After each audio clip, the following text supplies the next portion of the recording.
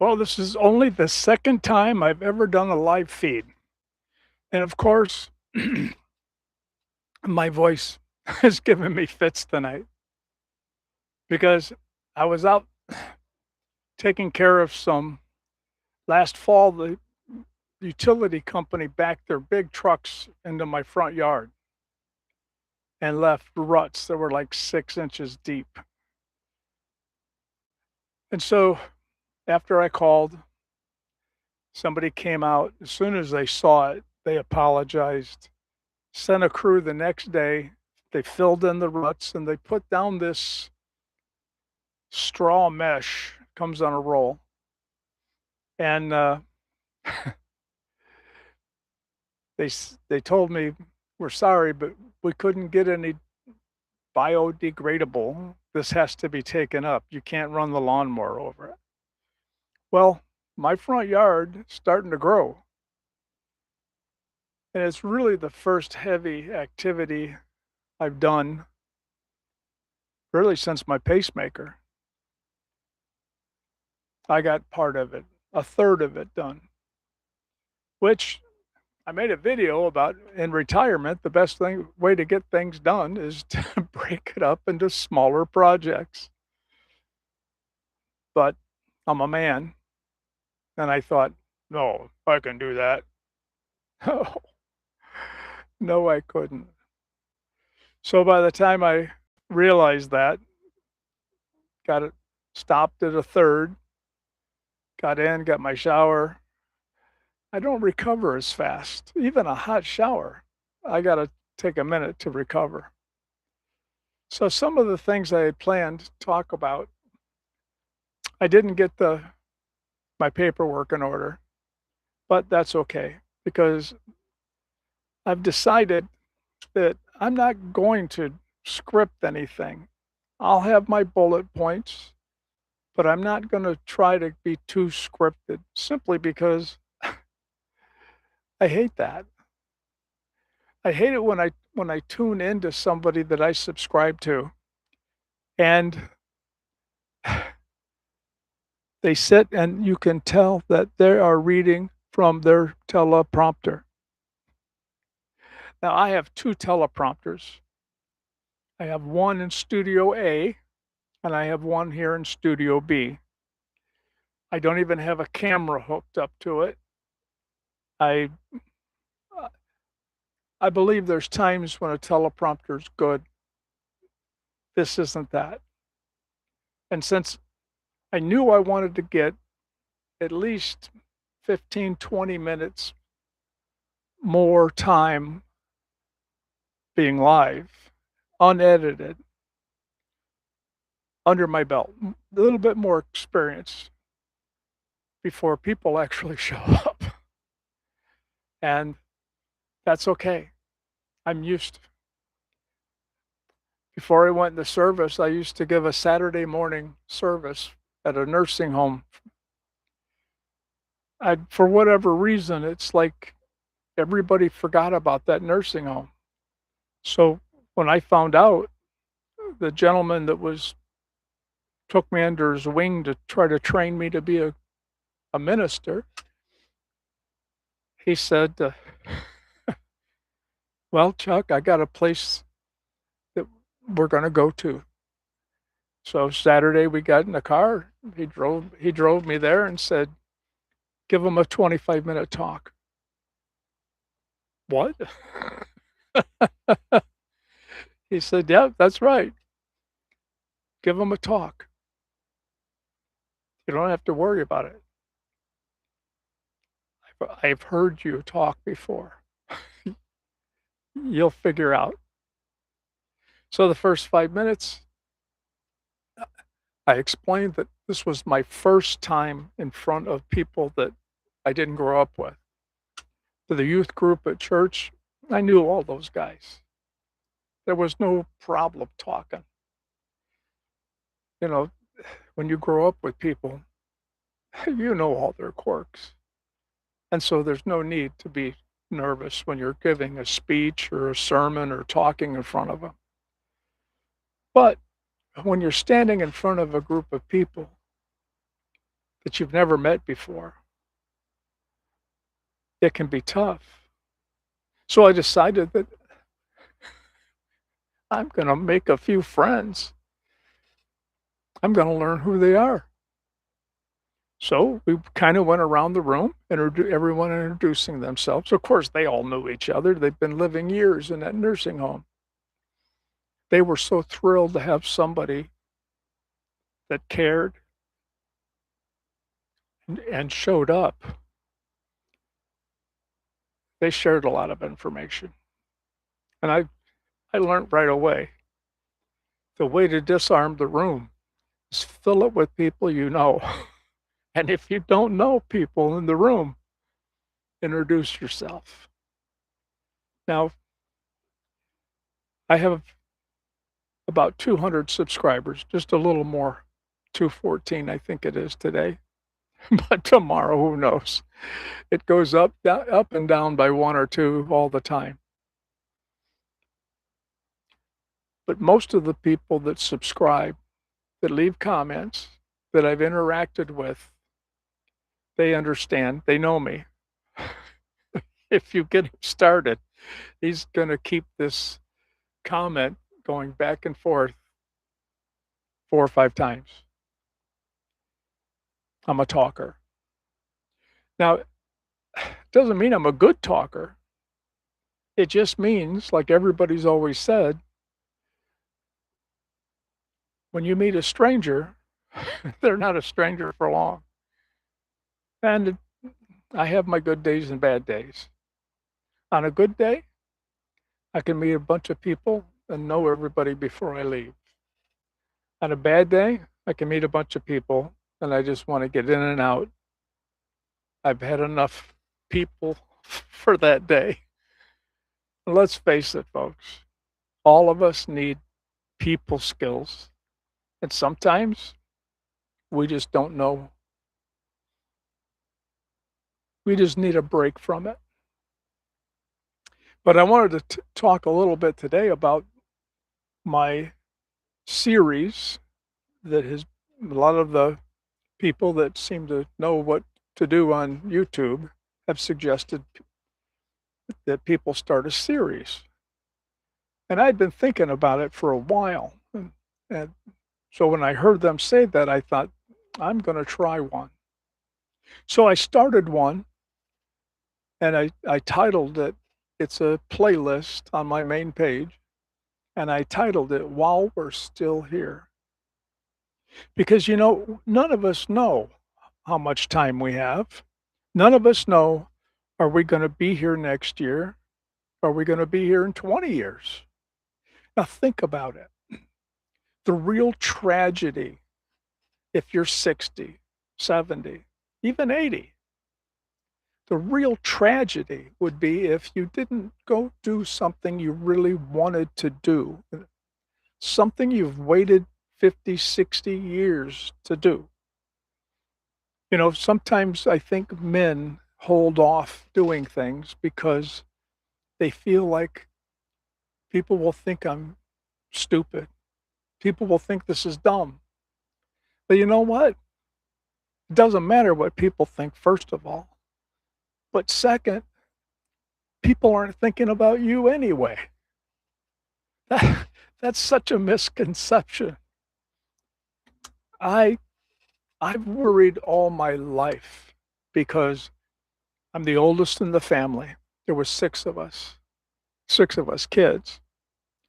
And then we've got cousins and aunts, uncles. It's a, normal family. 6 kids is not a huge family, but it's not a small one either. Being the oldest, I was told many times, we're going we're going to go shopping, your father and I. You're in charge. This place better look just the way it looks right now when I get home. Well, when you've got siblings that know you're going to get in trouble if they do something, they do something. So I can't cut this out because I forgot what I was going to, the point I was making. This is something that I've mentioned to, uh, old Mike, old me living better. His last live stream, the sound, he bumped his mic and he thought he shut it off, but he didn't. So he flipped the switch, which shut it off, and then he finished the last, I don't know, 3 minutes, 5 minutes. Now, the reason I thought it was funny wasn't because he was he did something like that. It reminded me when I was young, Johnny Carson, his late night show was in New York. They filmed it before a live audience, and they broadcast live. No tape, no pre-recorded tape. So if they messed up, if they said the wrong thing, they were in trouble. But sometimes those mess ups, sometimes, the outtakes nowadays, they didn't have outtakes back then. You just rolled with it. And that's where Johnny Carson became such a pro. Old Mike's pretty good at it too. And thankfully he has a good sense of humor. He got a laugh out of it too. But I wasn't laughing at old Mike. I was laughing because it brought back one of those memories from my childhood. I'm talking 7, 8 years old. Yes, I know. I shouldn't have been up that late watching Johnny Carson, and I shouldn't have been watching an adult show, but I did. And so that's that's how I got that memory.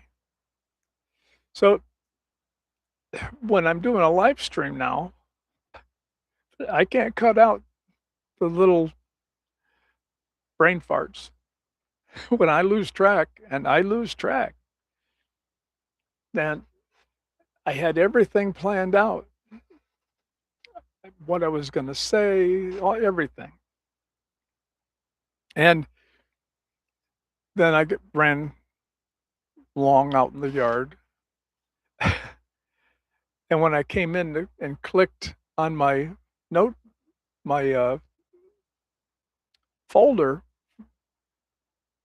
the folder's not there. Now I know probably where it is. I thought I moved it to the front, but evidently I didn't. And it would take too long to go find. I'm not gonna do that now. This is a good experience. I have to learn to be prepared. And like I said, I don't wanna be unprepared, but hey, life happens and live stream, you're live. Speaking of my old Mike, how are you doing there, sir? It's good to see you. Can you hear me okay?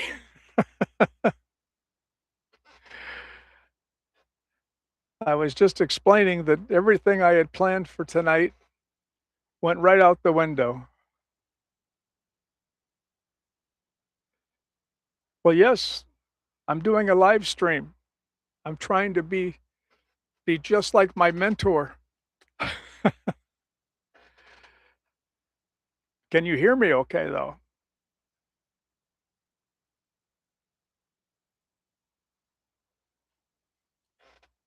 I don't know how much lag there is here, but great, great. That was my fear because I'm just using the YouTube live stream. I'm trying to get set up on OBS because that's what I use for my videos. And I really like it. And everybody talks about how good it is. It has a little bit of a learning curve, especially for someone like me. But uh, I just thought, I got to get some tests in. I got to get some time in front of the camera, live streaming. And there's already been several times that I would have loved to hit the rewind button and edit, but I can't. And that's why I got to practice. And if it seems like I'm nervous, I'm a little bit nervous. Uh, I haven't spoken in front of people in years. Now, back at my Popeyes days in Houston, Texas, I was the the s regional maintenance manager slash national director of maintenance. But actually, my boss was the national director. He just had me he just gave me, like, as an assistant on my business card. Eh, it was a sort of an inside joke, but I was blessed to have him. He was a very, very knowledgeable man, and I used to get up in front of the managers meetings. We had 26 stores, and so we had about 80 assistant managers, and, so I would get up and we'd have talks about the maintenance issues and what's going on, and when I first started there, why they wanted my head on a silver platter because I was spending all of their maintenance budget because the owner, Al Copeland, asked me to turn it and make it look like a McDonald's. And I kinda looked at him and he said, "I don't want it to look like McDonald's. I want the maintenance to look like McDonald's. They take very good care of their restaurants. So I want my restaurant maintained like it's a brand new store. I want it to look clean, crisp all the time." Well, you gotta break a few eggs to make an omelet, and I had to talk to the managers. So I got up, I had all my facts and figures, and I got up, and the first thing was, "Do you know that I lost my bonus last quarter because you spent all my maintenance money?" And I said, "Yes, I did. Absolutely. But if you bear with me, give me a few more months because Al Copeland gave me an extra $1,000,000 to spend. I'm spending that too. So at the end of about 9 months, your maintenance cost is gonna be far lower than it was before I went to work here." And they were skeptical, but the one lady, an older woman, very nice lady, she stood up and she said, "Look, our boss hired him to do this job, and you wanna you want him to be fired because he's taken away your bonus. We never should have been getting those bonuses with stores that had the maintenance issues that they did. So give the man a chance." Year and a half later, they were praising me. Their bonuses were a lot higher. Their maintenance costs dropped, and we had finally leveled off to a point where now they can make more money. But so that was really the last time, and that's been over 25 years ago. So before that, I was at that nursing home on a Saturday, and it really wasn't a sermon. It was more of just a talk. A 16-year-old studying to be a minister, getting some time behind the pulpit in a building that all the other churches in the area had completely abandoned. Nobody was coming to see these people. Nobody was being their spiritual guide. It was quite sad. And I had 4 months before I was leaving to go into the US Army. 1972, October. I remember it well. But for 4 months, I was there every Saturday. And the first Saturday, I was scared. I like I said a few moments ago, I was I I was giving talks to the youth group. I grew up with those people. So when I the first day at the nursing home, I remembered something somebody told me. It's easier to talk to people you know than strangers. So everybody introduced themselves. We were no longer strangers. And and after a few weeks, it was when I would ask somebody a question, I would call them by their name because I knew them. And they threw a little party when I went into service, the only party I had. My dad didn't even drive me to the induction center. My mother drove me. And I asked her, I said, "Why is Dad's acting like he's mad at me?" She said, "No, son, he's just really, really worried. He signed the paperwork so you could join, and now he's worried." Well, he had reason to be. Every man in my unit was sent to Vietnam. Almost every man. The last minute, they pulled me out, said, "You're going home. You have a woman to marry." I said, I just kept quiet. The colonel was screaming at me so loud, I just decided I'm not offering any information. I already know I'm going home to get married. So he pulled me 2 days early, had 2 MPs take me to the airport and put me on the plane. I guess he thought I was gonna skip out, but my girlfriend was pregnant. It's not a I'm not real proud about it, but that's what happened. That was the reason why I went in the service. I had a I planned on marrying her, and so I would have a wife and a baby on the way. I needed medical insurance, I needed a paycheck, and that was the way in 1972 to get it. So, that's what I did. But I've always been a very patriotic individual, and I fly the flag in my front yard every day. I was spit and polish soldier, and when they discharged me on my 2nd enlistment, I re-enlisted. I'm not gonna go into all of it right now, but I had some I had a wife that, lost her mind.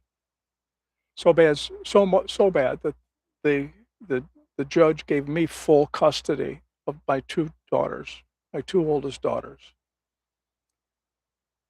And a very wise general in Chicago, Illinois, a place called Fort Sheridan, it's no longer there. He got wind of it because I was a spit and polish soldier. I stood out in the unit, the temporary unit they assigned me to, and when he got wind of it, he called me in and he said, "We're not gonna work around this. You're going home to take care of your girls. The judge has already given you full custody, so you're getting out." He said, "It's a shame. You should have got these orders 90 days ago, but you didn't. If you were going to stay in, I've got your sergeant stripes right here." And I thought, "Man, why are you telling me that? That hurts worse." That hurt so bad because I worked so hard, and I was a 51 M20 firefighter crash rescue.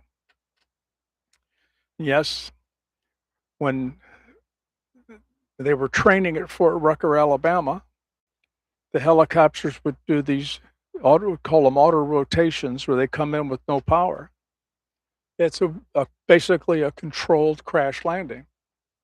So we had to be on call. We had to be there suited up when they were doing those because sometimes they messed up. So we were trained in both to be firefighters and to be a paramedic, first responder until the medics actually arrive. And I was never somebody that wanted to be a fireman. It's an honorable profession. I would have became one when I got out. While I was in the service, I got a 2-year degree from the Air Force Academy in fire science. I was a part-time trainer at the training center at Fort Rucker, Alabama. Not because I was so good, but I was terrified that something would happen and I wouldn't know what to do. And so I kept on my own time, I would sit in the back of the class for the next bunch of guys that were being trained. I would just sit in on the class. And one day, the instructor got a phone call. They called him out for a phone call, and he looked in the back and said, "Cobb, get up here. Take over the class while I get this call." I said, "What are you talking about? I can't teach this class." He said, "Cobb, you know this subject better than I do. Get up here." And the guy that ran the school, he said, about a half hour later, when that part of the class was over, he said, I want you 2 days a week. I'll make it right with the first sergeant, but you're gonna be here 2 days a week training. You got through to these people." Well, I don't know about that, but I tried. I guess I'm kinda going off a little bit of about where I came from, what I did, because I wanted to do a live stream for a while now, and I've got over 200 subscribers finally. And I thought, well, okay, maybe it's time for folks to really get to know Grandpa Chuck a little bit, get to know Chuck, not just the grandpa. And I'm very proud of what happened in the service. My father was very proud of it. Um, he didn't know half of it, but when I got out, I was supposed to go to work for a local city, Hammond, Indiana, the big city that has a paid fire department. And so when I went to but I had to fill out the application. But they said, "Well, you'll have first preference because you're freshly out of the military and you're a trained crash rescue." So when I got there, they said, "Well, here's the application. When you bring it back, it's $2,000 to submit the application." And I said, "What do you mean?" "Well, that's how it works." And I said, "So I'm giving you 2,000 and I've got the job?" "Oh, no, no, no. It's just for your name to go in the hat."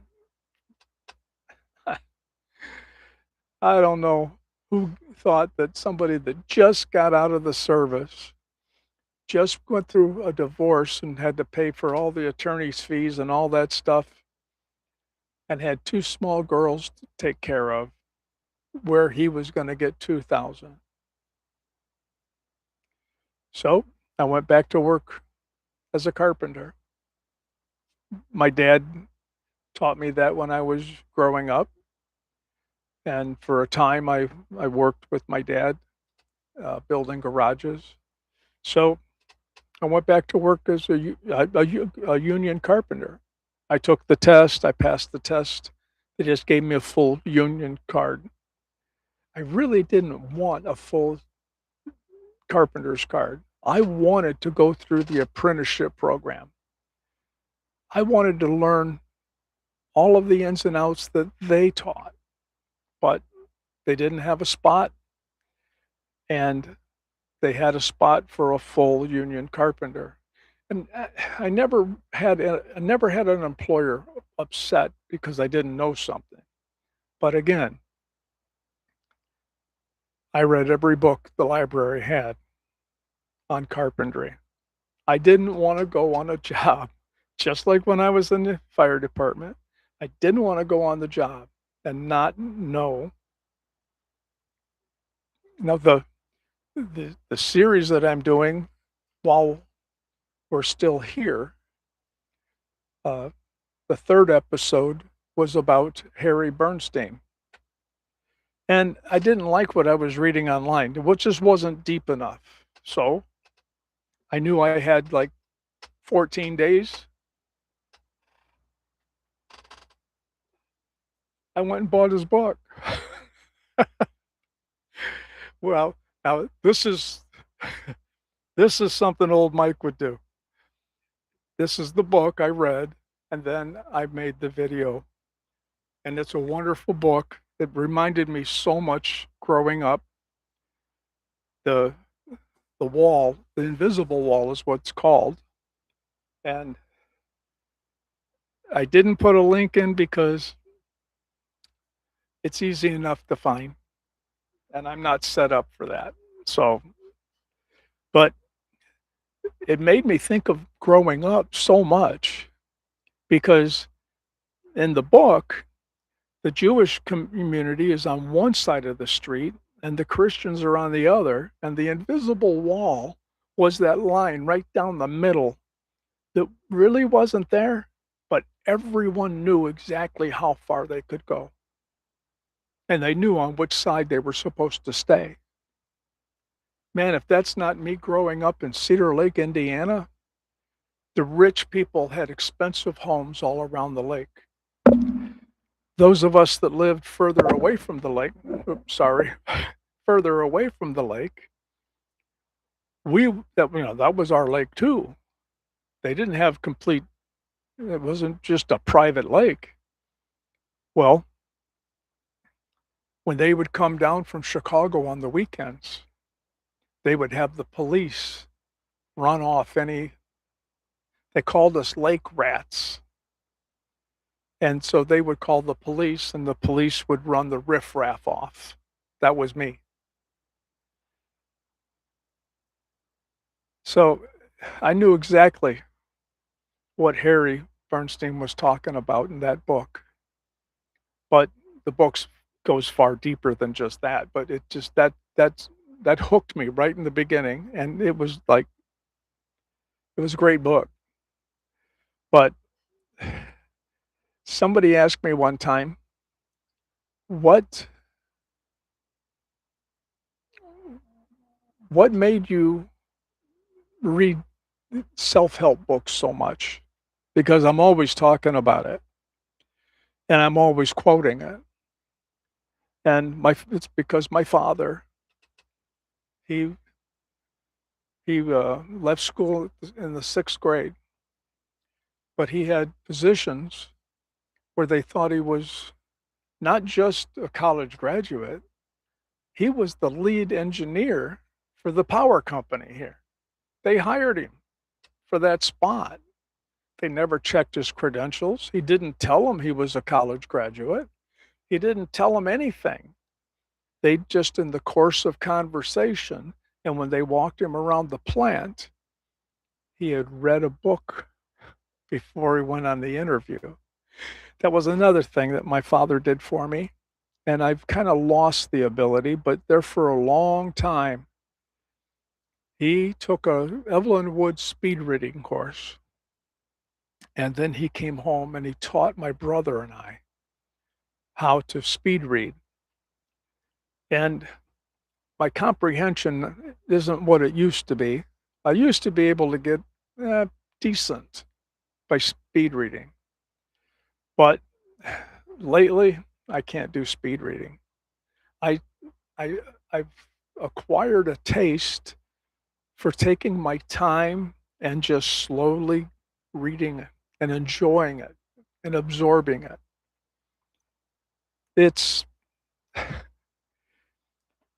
how someone like me learns things. But I he my father loved self-help books. Think and Grow Rich, Og Mandino. The first book I ever read of Og Mandino's was called The Choice.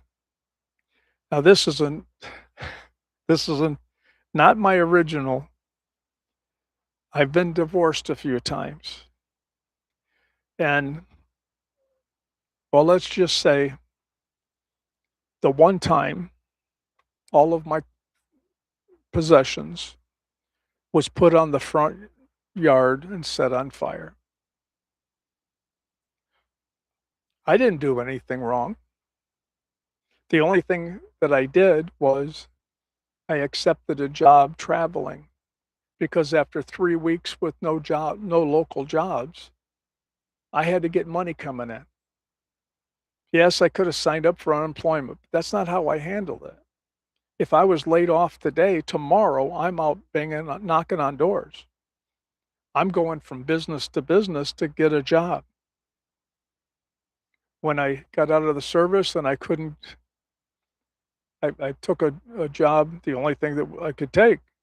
It's good whatever I would take whatever I had to take until I could find a better one. And so I was working as a apprentice plumber. Growing up in the heating and air conditioning business, my father, that was his business, that and a general contractor. And growing up in it, I knew how to do plumbing. You When you help your father from the time you're like 9, you get good at. But anyway, uh, the foreman came to me and he said, "You know, you're running service calls and you're the lowest paid man here, and you put out twice the work of some of the higher paid guys. I can't raise your salary. You have to go talk to the owner if you want more money." Well, of course I needed more money. I was remarried. I had 2 kids. I was remarried. My wife was pregnant.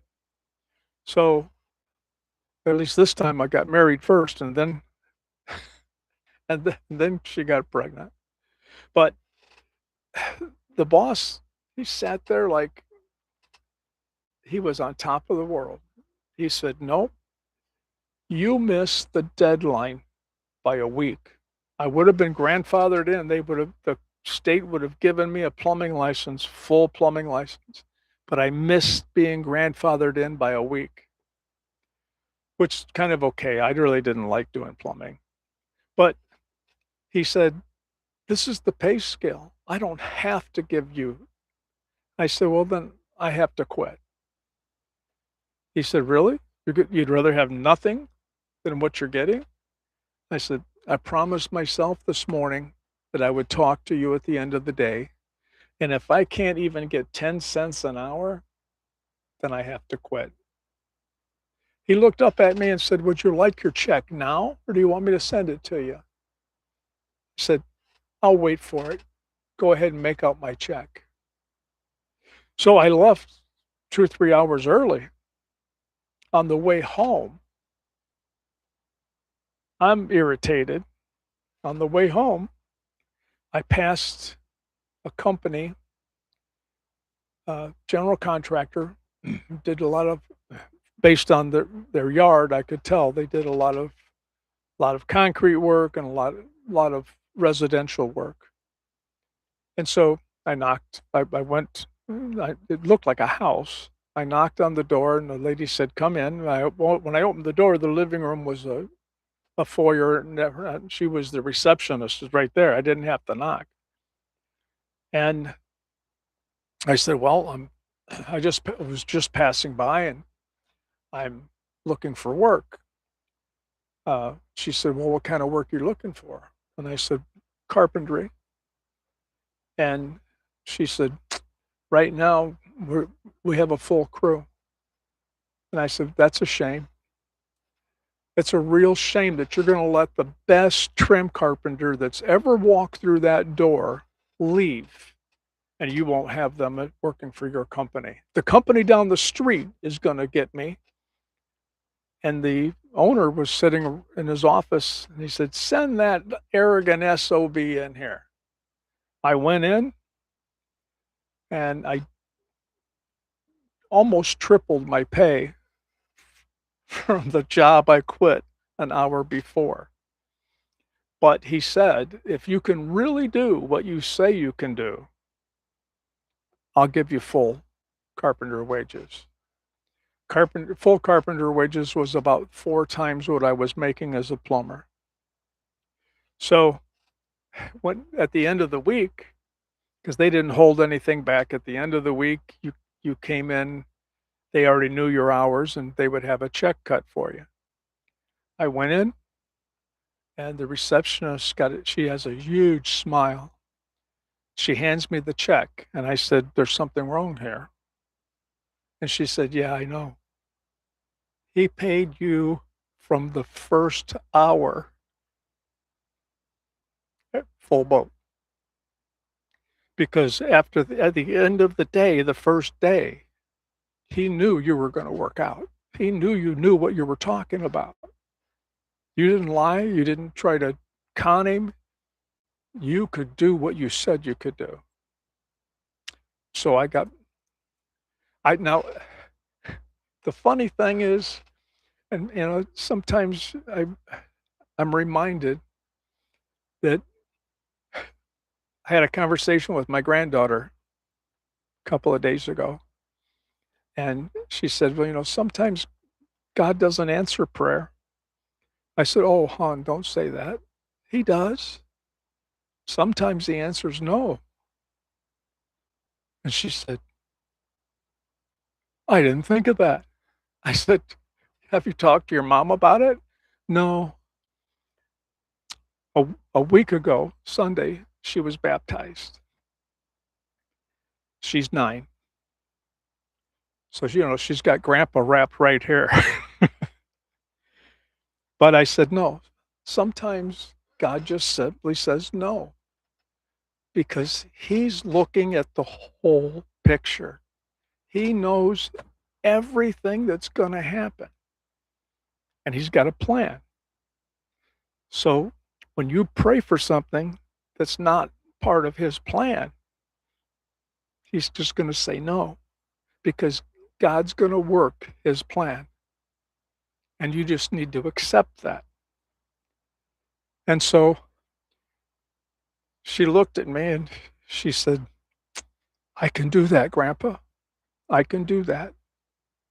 And as I've sat here telling the story, it dawned on me, had my plumbing employer given me 10 cents an hour, I would have stayed there.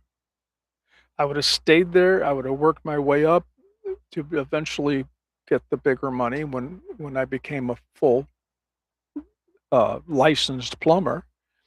But that arrogant owner thought he was really cheating me. And what he did was he gave me incentive to walk out the door and go someplace where God was directing me, because I w I wasn't really paying all the bills with the plumber's pay, but when I switched to working for the general contractor, now we had money left over at the end of the week.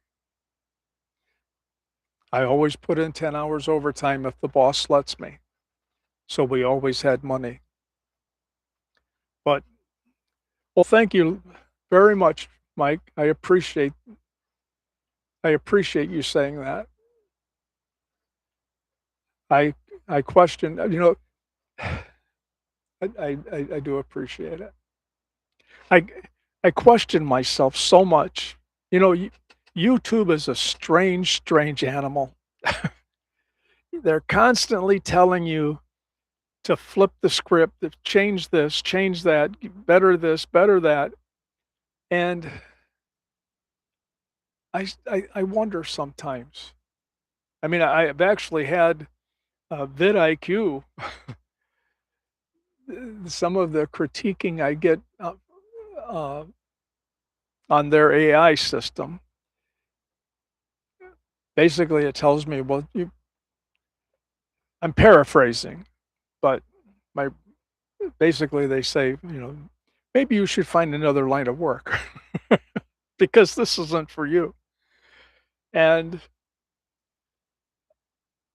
I've I've done enough teaching in various fields that I know how to I do know how to tell a story. But YouTube has got me questioning everything that I thought I knew. Everything that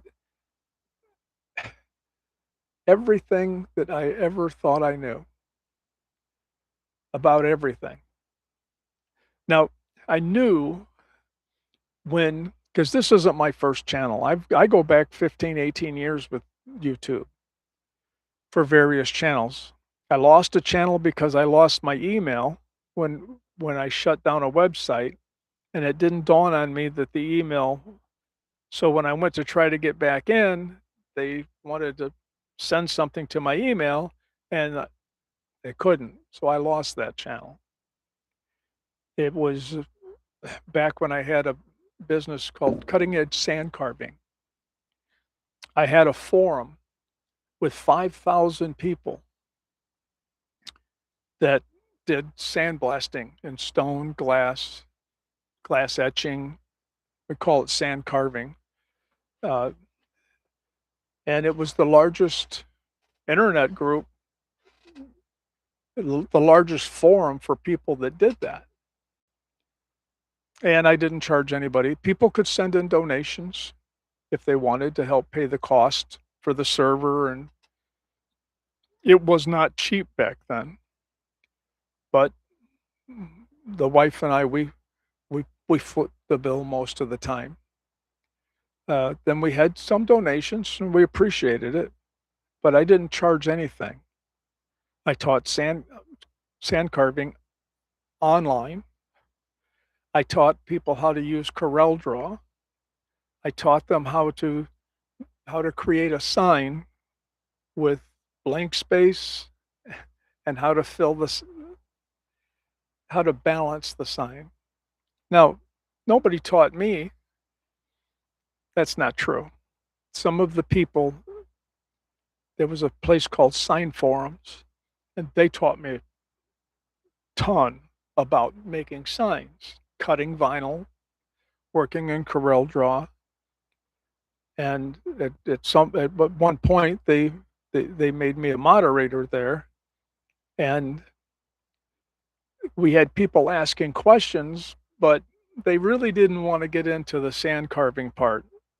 They would answer the questions, and one day somebody said, "Well, I made this last night in my garage, and it looked pretty nice."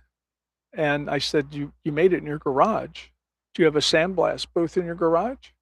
"Oh, no, no, I just sandblasted it right there on a pallet in my garage." I said, "Well, you had a hood, right?" "No, I just had a handkerchief over my nose." I freaked because that's how you get asbestosis. That's how you the silica from the sandblasting, even if it's not sand that you're using, it becomes such a fine powder and you're inhaling that. And so this person had no idea. And so that's when I asked the people from Sign Forum, since I was a moderator, can we take one little section? And so they said yes, based on the story of somebody almost hurting themselves, this is a good thing to do. But then people were asking for so much more. How do you how do you apply it to the stone? How do you uh, it's been years since I've done it after I had to close it down, but they they basically told me this is becoming large enough that you need to create your own forum for sand carvers. And so Cutting Edge Sand Carving was born. And we had a gathering, we called it, right here at my shop on the property. Had people brought their travel trailers and they parked in my parking lot. I've got a huge parking lot between the house and the shop, and a 30 by 60 uh, pole barn. No, it's not a pole barn. Pole barns are not allowed in my area. So the building inspector said it is a timber frame structure because there's no poles in it. It's all dimensional, 8 by 6 poles, trusses. There's no poles involved, which I thought was really a nice thing for him to do so I could have my building. It was a workaround, but people came from all over. I was just amazed. And we had a 2 day, we had scheduled classes so people could learn techniques. It was so enjoyable. And it was a real community.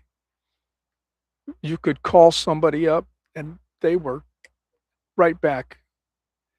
If anybody needed help working a design problem out, I still stay in touch with a few of them.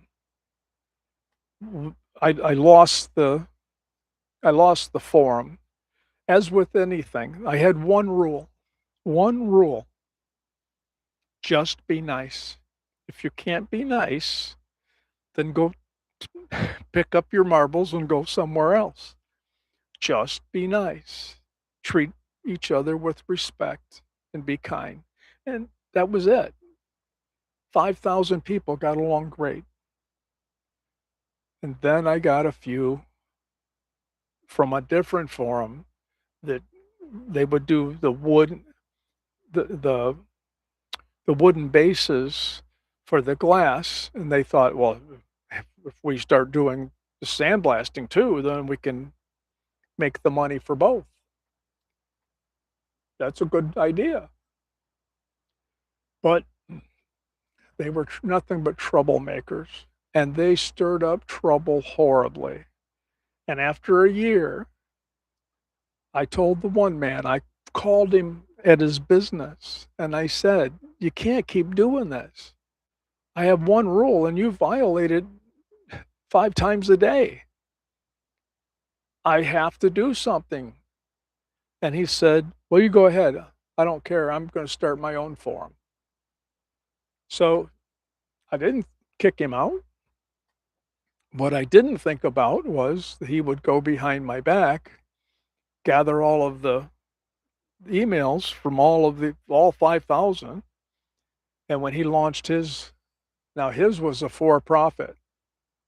If you want a design help with the design, it was so much an hour. Everything was for profit. Enough people left that I eventually I had to shut it down. I forgot to renew the domain name. And in the course of time, I that email address that I lost was part of that whole fiasco. And so it was my own fault.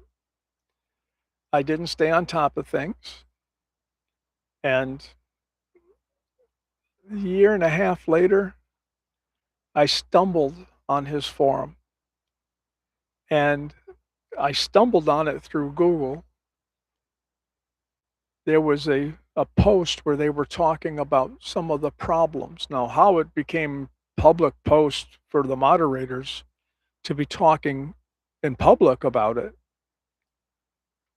But the guy that basically stole the forum, he said, all these problems we have, all these people are nothing but trouble. And, we have all these rules and nobody's listening. And the guy that stole it chimed in and said, maybe Chuck was right. Maybe all we needed was one rule and then enforce that rule. And the next time I checked on it, the forum was gone. The domain was down, everything's gone. It was a shame because I started it for one reason only. I didn't want to think about anybody doing sandblasting.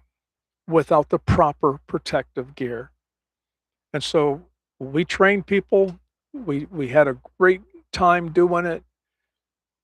It was never about making money. And I think my intent for my YouTube channel, I have somebody that wrote a poem, and I'm not going to, I was lamenting that I don't have enough subscribers and people. And so I did a video, and I don't remember the whole video. What I was trying to keep it as positive as I could, but you know, I've never been real good at faking things. People say, "No, you can't. We can read. We know what you're thinking. We know what's going on." So this gentleman wrote a poem called "The Weight of Dust." I'm going to be contacting him soon. He A week or two after he wrote that poem, him and his wife, she passed away.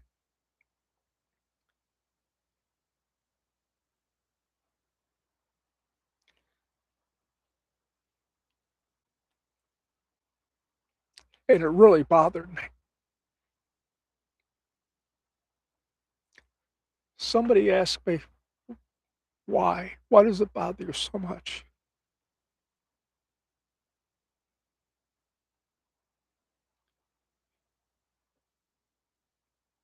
Because it bothers him.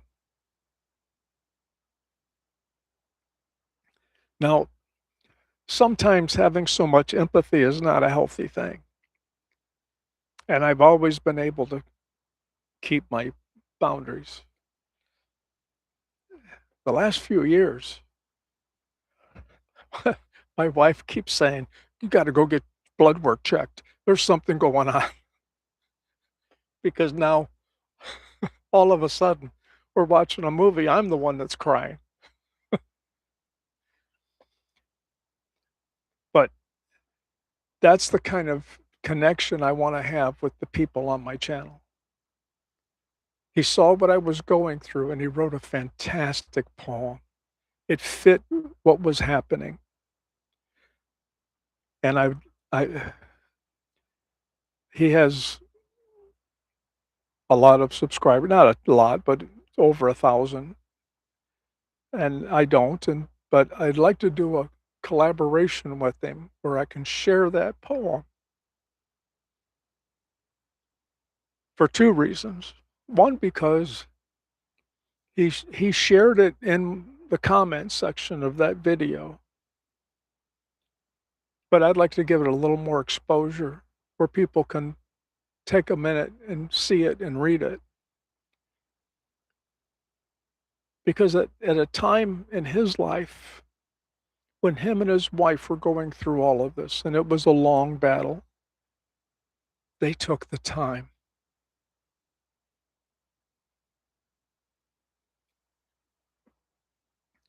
to try to do something good for me.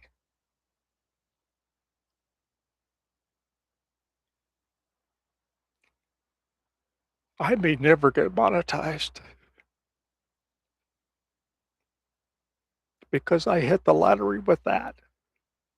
Some of the comments I get, that's my payment. I really believe that. So before I turn into a complete crying, blithering idiot,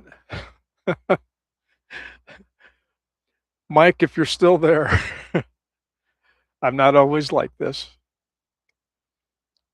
but my subscribers do mean a lot to me. The ones that interact, once you start talking to people, and that's what it feels like. Some of these conversations, some of these comments back and forth, it's not a conversation, but it feels like it. And I've gotten to know several people that they're just good people. And I just want to see the best for them. And so if anything that I can share would ease their life, make things easier for them. That's my incentive. If I never get monetized, I really don't care. God has provided me with a retirement that right now is plenty. We can still save money every month with the income we have. So God's provided for us. I don't need more money. That's not what's important. What's important is having those comments. And I don't mean, I said that, and I don't mean the comments are what's important, but it's feedback that the things I'm sharing is touching people. It's making a difference for those people. You know, I used the starfish story several times because it's exactly the way I feel. When people say, "But you can't save them all," maybe not, but I made a difference for that one. That makes all the difference in the world for me. And yeah, I overshare like right now, but it's because I care. So thank you very much, old Mike, for joining me on this first hour of live chat. It's I'm sure I'm gonna cringe when I look at the tape or the video. I'm showing my age when I say tape, but you know exactly what I mean. But thanks, Mike, for being here. And I think I'm gonna do this once a week. I just have to figure out when my friends are doing theirs so I can fit mine somewhere where I don't interfere with theirs. And today it was just I said something to my wife and I said, "You know what? My father's one of his favorite things to tell me, and he manipulated me with it too. The Lord hates a coward, son. Just get up and go do that." And so I would get up and do it because, you don't want the Lord to hate you. You don't want to be a coward. So you get up and do it. But I was thinking that today, and I thought, well, he's right. I keep putting off. I'm just going to do it. And uh,